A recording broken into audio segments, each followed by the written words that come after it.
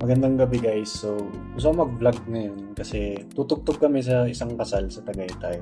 And then, pinag-gitara ako and kailangan kong mag-aral ng dalawang kanta. So, kaya ako gusto siyang i-vlog kasi hindi ako sanay na tumutugtog sa kasal.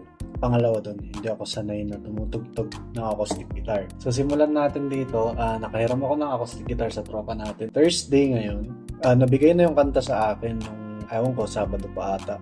Pero hindi ko nga nabigyan ng pansin kasi sobrang busy. And then, ayun, ang unang kanta is yung Ikaw at Ako by Danao. Johnny Danao? Hindi ko maalala yung title. Pero pag sinerch ko kasi yung Project Romeo, lumalabas naman yung kanta. So, yan, bukod nga doon, sobrang layo din talaga sa genre ko. Kilala ako ng mga tao na sobrang open sa lahat ng genre. Pero ito lang ata yung OPM na acoustic. Yun talaga yung mga hindi naman sa hindi ko pinapakinggan, pero hindi ko na siya na-explore. Nakikinig ako ng MYMP, pero yun lang ata. Pag mga ganitong kanta, yan, nahihirapan ako. So, ayun, Thursday ngayon, ng madaling araw, 1 a.m. So guys, ayan, sinerch ko na Ikaw at Ako, Junoy Danao, Ikaw at Ako, guitar tutorial. So, magaganyan tayo. Ang hirap sa mga kantang ganito guys is diminished yung mga chords. So, ayan, hindi pa hiyang yung daliri ko. Another thing guys, kung paano ako magkapa is, ayun nga, sabi ko sa inyo, nakuha ko na siya yung kanta nung Saturday and then gumawa ako ng playlist. So, gumawa ako ng playlist, ito, kasal ni. So, sa atin kasi yung kakasal. So, nilagay ko yung dalawang yan. And then, inuulit-ulit ko lang silang pakinggan. Hindi muna ako nagpa-practice talaga. Gusto ko lang siyang pakinggan. Gusto ko i-memorize lahat ng part niya. Kung saan ang chorus, kung saan ang may adlib. So, ganun ako magsifra ng kanta. Paulit-ulit ko lang dapat siyang pakinggan para mas madali natin siyang i-dissect pag kukuha na tayo ng actual chord. So, ito pa lang yung unang nakuha natin. So,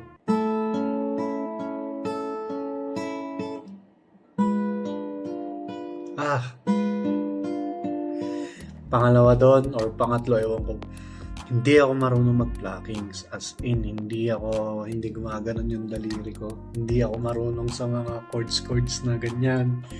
So mahirapan tayo dito, pero yan, day 1, Thursday, December 13. Sa last part ng video na to, makikita nyo ako, nasa Tagaytay na ako, tumutugtog na.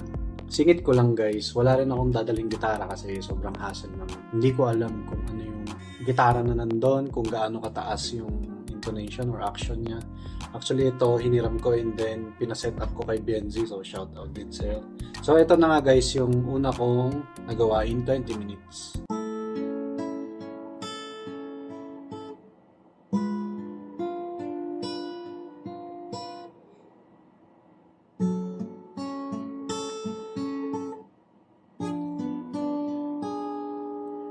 Ayan, so diba, sumasabit ako dito, hindi ko alam kung anong chord to. Alam nyo kaya na gumagalan yung mukha ko. Ang sakit kasi sobrang nakastretch, tapos pag hindi mo siya ipipindot na maayos, hindi talaga siya tumutunog. You know, ito sumasabit sa akin ito. So kailangan para siyang gagamba talaga na nakaganon. Hindi yung pindot sa parang electric guitar.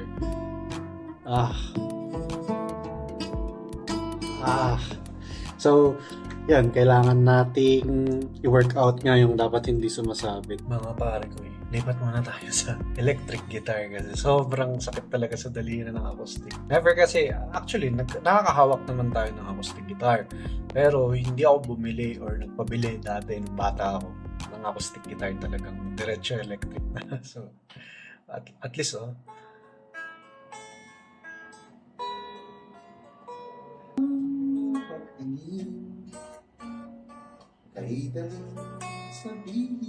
So nahihirapan tayo dito sa kantang to, pero ayoko na i-video kung paano ko nag-practice. Pero sa next song na tayo, tara! So mga kaibigan, Friday na ng 3:00 ng madaling araw. Babiyahin na kami ng 5 o'clock mamaya. Papunta na kami ng Tagaytay. Ngayon lang yung chance na nagkaroon ako ng time kapahin yung second song. Pero simulan ko naman na siya actually. Ang nakakatawa dyan, syempre hindi nga tayo nag-acoustic guitar, hindi rin tayo nagkakapo. So, sobrang tagal ko ng gitarista, ngayon lang po ako nagkaroon ng kapo. This is my first ever kapo. Since nagsimula ako mag-gitara, grade 3 ako, 2006 ata. So 2025 na, may kapo ako first time. Natawa ako kasi nung nagkukwentuhan kami ni Arnold, hiniram ko tong gitara niya, which is sabi ko nga yung kanta. Sobrang kilala talaga ako ng kaibigan ko yan, best friend ko yan.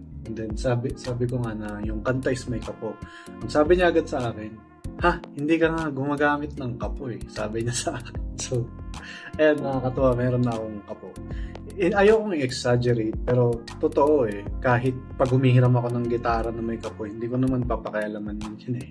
Pero ito, tingnan nyo na kung ano nakapa ko sa second song. So, hindi tayo magaling sa title. Tugon nga pala yung title. So, play natin ng konti. Ito yung nakapa ko, guys. So, ang hirap ng chords na ito dahil ganyan siya.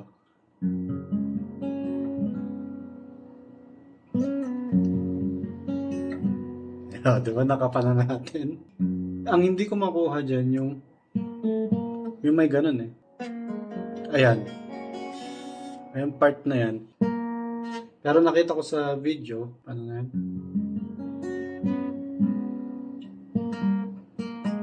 Gumanon siya eh. Pero ang naririnig ko sa recording, slide talaga siya eh. Ta-ta-na-na.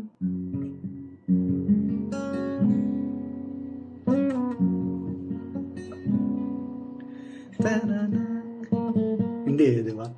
Or parang dito siya. Pero ang nangyari guys, ganun. Ganun tuloy. So, yun yung nakapa natin guys. And then, so ipapakita ko naman sa inyo yung equipments na dadalhin ko doon. Madilim. Pero yan, ito yung maleta namin. Dito sa Mr. DIY yung mga dadalhin ko. Which is, meron akong dalawang string na tigo 150 lang, Thompson. Kasi, yun nga, kailangan ko maging ready. Baka walang bilihan ng string. Tapos pag naputulan, at least merong isang extra. Nagdala din ako ng strap. And then, nagdala din ako ng Allen wrench na set. Bakit? Kasi nga hindi natin alam kung mataas yung intonation ng acoustic doon. Hindi rin naman ako marunong mag-setup pero feeling ko konting ikot-ikot lang, makukuha lang natin yung tama and then goods naman na ata. And then lastly guys is yung wala daw doon sa venue. Ayan, guitar cable. So yan nga guys, pasensya na sobrang hina ko talaga magsalita. Sabi ko nga madaling araw na 2 hours na lang ata pupunta na kami sa bus terminal. Hindi ko pa kasi na-try pumunta ng Tagaytay pero sa calculations is either 7 to 8 hours ang biyahe. Andun na sana kami ng 2 p.m. And then ang maganda dun is mahahawakan ko naman daw agad yung gitara dahil yung hotel na tutuluyan namin is katabi na rin nung kung saan magaganap yung kasal. So may time ako buong Sabado na i-run pa yung mga kanta. And then Sunday, mga babae sila misis, 9 o'clock daw magkikita-kita nga kasi magme-makeup pa and ganyan. Kami naman daw, 2 p.m. pa daw pupunta sa mismong kasal kasi hapon ata yung kasal. May time pa tayo makapag-practice. So yun, sabihin na natin 4 days talaga. So update lang guys, ito na yung nakapa ako sa unang kanta. Ano ng title? Ikaw at ako.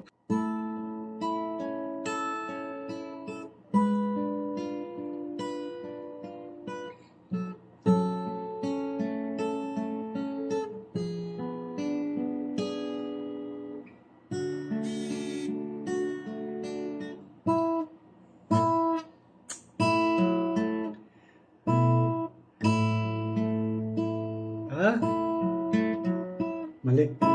Yun.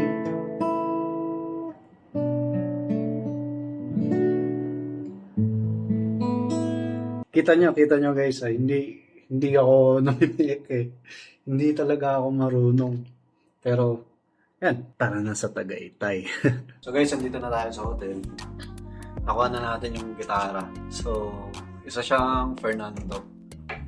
So, ang pinagkakakabahan ko dito is yun nga kung high action siya, which is pwede naman. Mababa, sobrang baba niya. Pero dito, hindi ko sure kung bakit masyadong mataas naman dito sa bandang dito, which is hindi ko naman siya gagamitin. Kumbaga sobra ito yung curve niya, hindi ko alam ayusin. Importante mababa tong ito. So papalitan na lang natin siya ng strings and then magpa-practice tayo ngayong gabi. Okay naman, satisfied ako dito sa ano. Lumang-luma nga lang yung string and then napansin ko active pickup siya. And then trinay kong i-on hindi siya nag-on. So buti napansin natin agad kasi kailangan natin magpahanap ng 9 volts na baterya. So dito na yung 9 volts. Moment of truth. Kasi pag hindi ito nag-on, ibig sabihin sobrang tagal nang hindi talaga nag-on. Okay, game. Pipikit ako. Okay, nag-on. Umilaw na siya, so pwede na mag-tune. Pwede na. So pwede na, restring ko lang siya, hindi ko na i-video. Then, ito yung gagamitin natin, yung murang string lang kasi pang isang araw lang naman gagamitin. Magandang umaga. So, kagabi hindi ako nakapag-practice, diba? Umawa ako ng gitara. Tapos sabi ni Mrs., sige kakantahin ko para ma-practice mo. Tapos habang nagtitipa ako, sabi ko, wala, pagod na ako. Nahulog yung mata ko. So hindi ako nakapag-practice kagabi. Ang nagawa ko lang is, napalitan ko na yung strings. Tapos ang super fail niyan, hindi ko naisip na ang hirap palang tanggalin nga nito. So wala sa isip ko, mas meron pa yung Allen wrench. So naayos ko rin siya, sinet up ko ng konti. So mas maganda na. Yung baba na ito, nakuha ko naman siya na pati dito mababa. Ayan o, diba? So mababa na rin siya dito. Tapos yun, dito lang ako nahirapan. So buti may nahiraman kami ng plies, ng long nose. Alas 9 na ng umaga, Sunday. So alas 4 ng hapon yung kasal. Magpa-practice lang ako. Feeling ko okay naman na eh. Mali agad. May mga medyo ano pa tayo pero feeling ko okay naman. Hindi ako kinakabahan, ganun. Isa pang maganda dyan guys is namit ko yung kakanta. Namit namin kanina nung mag-aalmusal kami. Set up. Alright. Hello. Dito na tayo sa stage.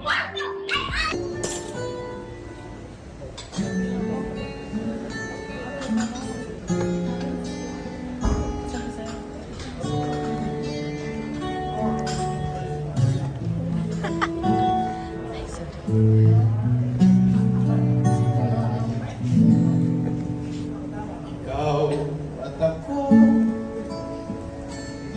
pinagtakbo, nag-usap ang ating puso, nagkasundo, nagsama habang buhay.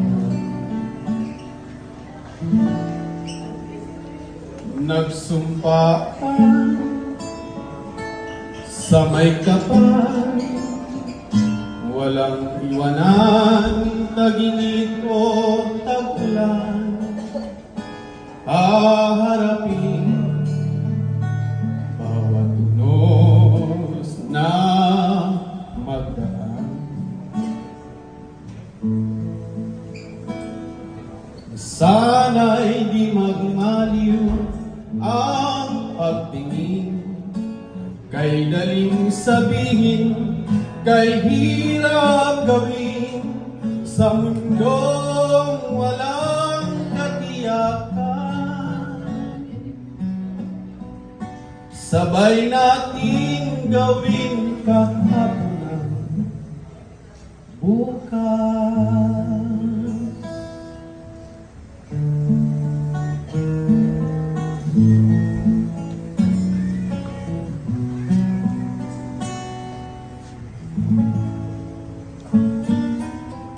Ikaw at ako, pinag-isa,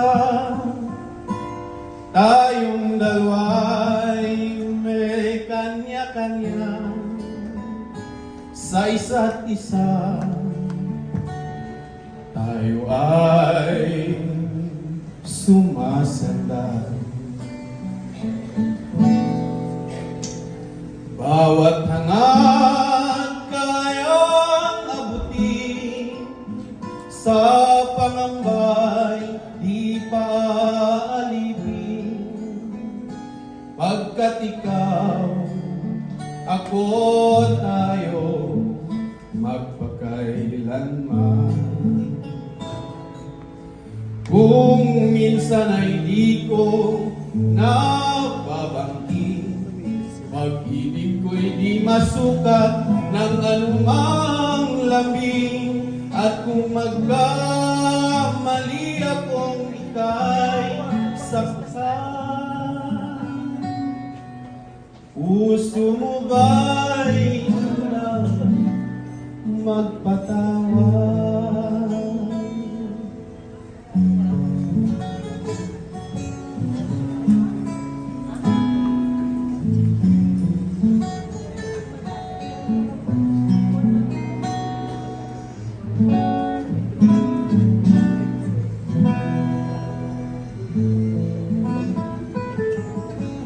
Di ko alam ang gagawin kung mawala ka. Buhay ko'y may kahulugan tuwing ako'y iyong hadkan. Umabot man sa ating huling hantungan, kapit puso kitang hahayaan. Ngayon at kailanman, ikaw at ako.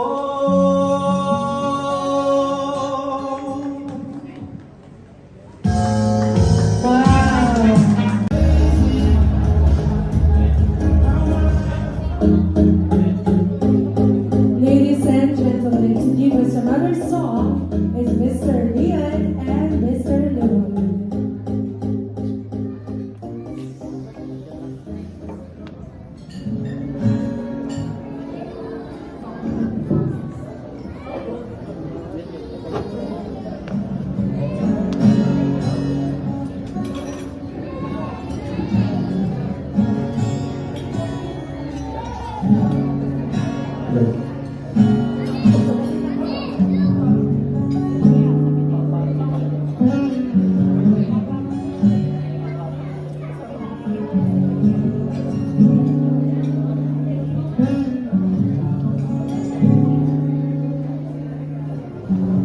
Kay tagal ito,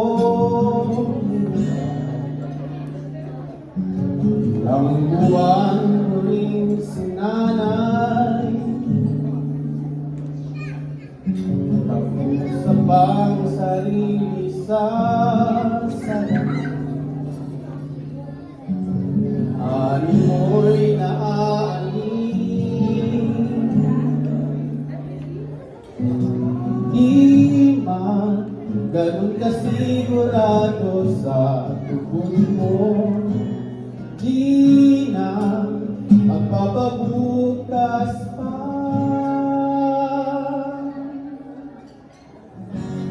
At sa wakas, umabot din ka na itong oras ng pagsuyong maiharap sa may hata, saksi ka lang ka sa kaliyan, sa kalimang ako'y yung paliyan.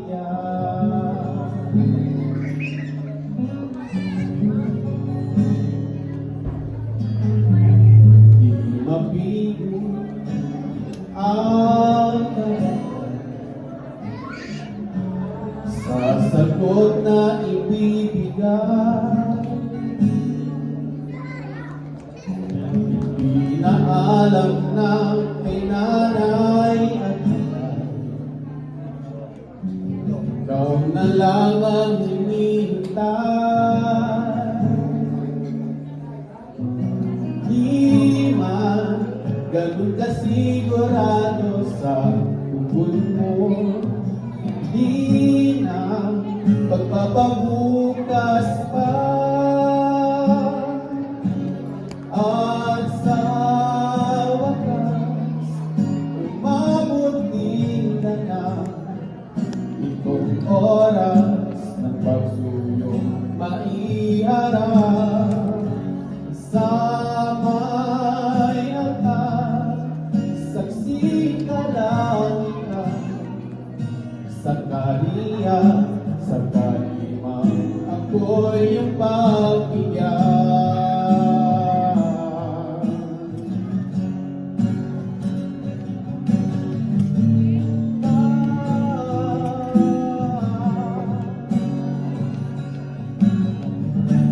Sa iyong tugon, nakasalalay, pag-ibigay, panghabang buhay, sa kaliman, hindi umayon, magsisisi, ito'y sinubukan.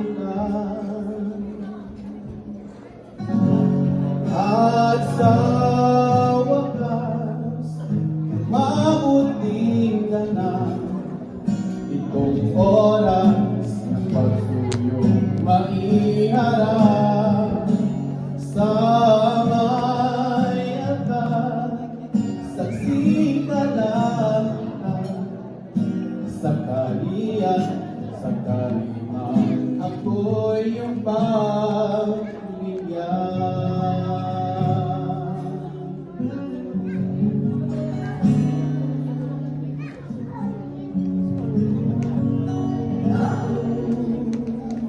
So ayan, nakita nyo naman yung performance, nakakatawa. Shoutouts kay Kuya. Hindi ko alam, magaling pala siya mag-gitaras, kaya sobrang imbis na akala ko siya lang yung kakanta na na-invite, tapos igigitara ko na lang yung alam kong gawin, and then okay na. And nag-turn out na magaling pala si Kuya mag-gitara, alam na alam niya yung pyesa. Isa pa doon, music teacher pala siya, tapos classical guitar player. So doon ako na-tense. Wala man lang nagsabi kasi parang ang end up lang nun, pinapahiya ko lang yung sarili ko. Pero napakagandang experience. Marami pa kaming time na nag-practice, actually mga 3 beses sa isang araw. Nagkita kami ng umaga, hapon, tapos yung huli. Hindi ko na masyadong maalala, pero yan, hindi ko na ma-vlog, nahiya ako. Pero yan, yun yung unang intro, pumalya agad. Hindi ko talaga kasi sanay. Isa pa doon, totoo nga, sobrang luma ng gitara kasi hindi ko na ipakita sa inyo kung paano ko siya nakuha. Sobrang alikabok lahat. Sobrang alikabok lahat. And then kinakabahan ako. Unang inisip ko doon, kung sobrang luma nito, baka hindi na gumana ito sa input jack, which is totoo. So, kung papansin niyo sa video, naka-mic yung gitara ko, which is okay naman. Yung second song, kalimutan ko na yung title, pero yun, medyo okay pa eh. Pero talaga yung first song, kasi nga, ang gusto talaga ni Kuya, kunin ko, hindi naman yung exact na kanta, pero yung may mga pasok kasi na biglang may mga riff or licks na kailangang ganon, and then nirush ko talaga siya, nirush ko siyang aralin. So yan, ganon ko siya natugtog ng 3 days kong nakapa yung kanta. So sana guys nag-enjoy kayo. Sorry sobrang haba, nag-enjoy lang talaga ako magkwento. Pero yan, mag-comment kayo ano masasabi niyo sa nangyari sa akin, sa experience ko. Yan, maraming salamat. Giggle Moves, peace.